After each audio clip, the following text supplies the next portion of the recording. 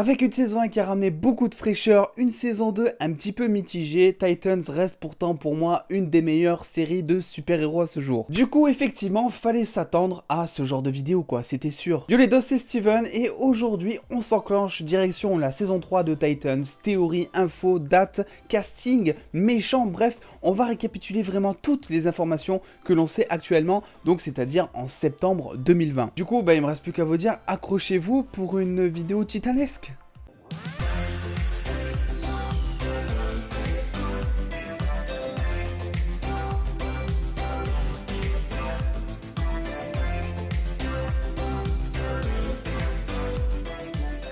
Après des chiffres plus que convaincants pour les deux premières saisons, on a appris il y a quelques mois que oui, la série était renouvelée, mais direction cette fois HBO Max, là où avant c'était diffusé sur la plateforme officielle de DC. Et concernant HBO Max, si vous ne connaissez pas, si vous ne savez pas ce qu'est cette plateforme, si vous ne savez pas pourquoi je l'attends à ce point en France, je vous conseille tout simplement d'aller voir ma vidéo, j'en ai fait mais alors une vidéo exceptionnelle à ne pas rater. Et si la saison 2 s'était servi d'un personnage ultra connu de l'univers de DC pour ramener des fans un petit peu sur la série, et oui, je parle évidemment de Batman joué par la version Game of Thrones, le show n'a pas fini de jouer avec le cœur des fans puisque sur les 3 méchants, 2 seront des méchants, mais alors hyper appréciés de l'univers DC Comics. Le pire cauchemar des héros d'ici pour commencer ne sera nul autre que l'épouvantail. Déjà présent dans le premier film Batman de Nolan, il reste un antagoniste très connu de l'univers DC et son adaptation dans cette série va sûrement ramener, je pense, plein de fans. De son vrai nom, Jonathan Crane, c'est un psychologue qui utilise des drogues afin d'exploiter les peurs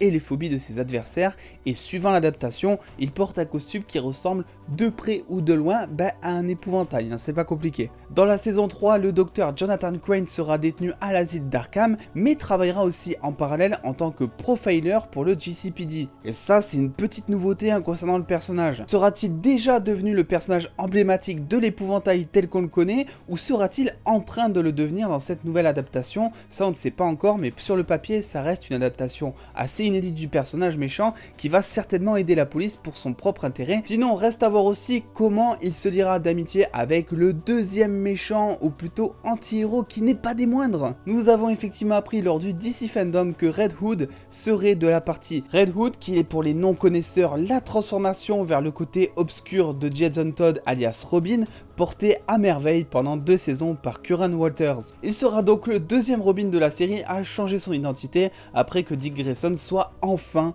devenu Nightwing en fin de saison 2, et je dis enfin parce que on le voyait arriver depuis la saison 1, soyons clairs. Vous l'aurez compris, nous serons dans cette saison 2 plus que jamais dans l'esprit torturé des personnages, Robin, l'épouvantail, et en plus on sera de retour dans le sinistre Gotham tout poisseux entre guillemets, là où dans la saison 2 on a eu un énorme passage dans la ville de San Francisco, et là on peut dire du coup adieu au building qui était tout simplement magnifique. Autre personnage emblématique de DC et autre personnage présent dans la saison 3, je parle évidemment, si vous me suivez sur les réseaux sociaux, vous le savez, de Barbara Gordon. Toujours lors de ce DC Fandom, nous avons appris que le personnage de Barbara Gordon jouera le rôle du commissaire de police au sein donc du GCPD dans cette saison 3. Et oui, il y a une expression qui dit tel père, telle fille. On sera donc sur la version du personnage qui se nomme Oracle, ancienne acolyte de Batman. Paralysée à cause d'une attaque du Joker, l'ancienne Batgirl range la cape et devient le pote geek de Batman en devenant ses yeux et ses oreilles. Visiblement dans la série, elle succédera à son défunt père James Gordon qui était avant elle à la tête de la police de Gotham. Et vu le passé d'inspecteur de police de Nightwing,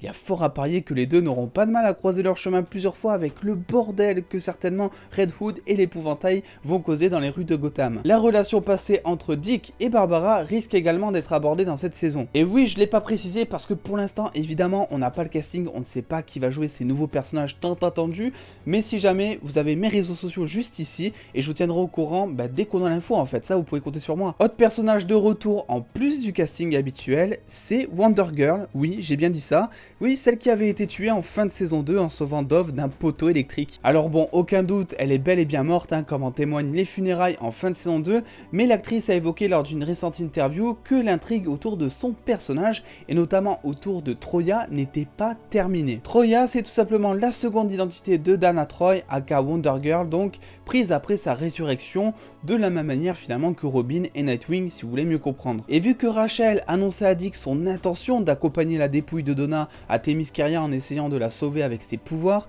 il est probable, même si ça à prendre avec des pincettes bien sûr, que Donna revienne à la vie en saison 3, et si c'est le cas, on devrait avoir bien plus de séquences à Themyscira et sur les Amazones. Allez, dernière annonce de personnage pour le troisième méchant de cette saison, un personnage qui avait déjà été présent en saison 2, donc c'est pas vraiment une surprise, sauf que là, en saison 3, il deviendra donc un personnage régulier à intégrer le casting. Je parle effectivement de Blackfire, donc la sœur de Starfire. Originaire de la planète Tamaran dans les comics comme dans la série, Blackfire, je vous apprends rien, est la sœur de Starfire. Tout ce qu'il y a à savoir d'important, c'est que la sœurette est frustrée d'avoir vu sa sœur prendre la succession du trône et pas elle. Depuis, elles se font un peu la guerre quoi. Même dans les comics, c'est pas un personnage très présent ou même très apprécié de la part des fans, donc faut miser sur le fait que la série arrivera à donner à son personnage un peu plus de profondeur que la fille indigne du trône que l'on a déjà vu maintes et maintes fois sur petit comme sur grand écran. Du coup, si on récapitule, Robin devient Nightwing, Jason Todd sera plus dangereux que jamais et va certainement pouvoir se venger pour une quelconque raison de l'équipe, Rachel, qui va certainement voir ses pouvoirs évoluer de manière incroyable, partira à Themyscira avec le cadavre de Donna qui elle va certainement ressusciter, et Cory va devoir gérer des grosses affaires de famille importantes et surtout dangereuses. Vous l'aurez compris, c'est vraiment pas dans cette saison 3 qu'on va se retrouver avec une équipe soudée comme c'est prévu depuis la saison 1. Ici, ils vont toujours rester divisés, chacun va avoir ses problèmes, ça va être le gros bordel. Alors oui, je vous ai pas parlé des autres personnages, par exemple comme Superboy ou encore Jericho, mais c'est tout simplement que pour l'instant, on n'a pas l'ombre d'une info sur eux, mais évidemment, je vous invite à vous abonner et à activer la cloche parce que dès qu'il y a des infos, on va tout couvrir dans les vidéos one shot et évidemment sur les réseaux sociaux, donc pensez à me suivre là-bas. Mine de rien, je suis quand même full hypé pour cette saison 3, même si j'avais été extrêmement déçu de la saison 2, vous pouvez retrouver la critique quelque part sur la chaîne d'ailleurs, parce qu'on a vraiment l'air cette fois dans la saison 3 d'aller encore plus loin justement dans ce côté dark, dans ce côté torturé, et je pense que peut-être la saison 3 va être une des saisons où on va le plus développer les personnages, ou en tout cas là où on va aller voir les plus de l'intérieur,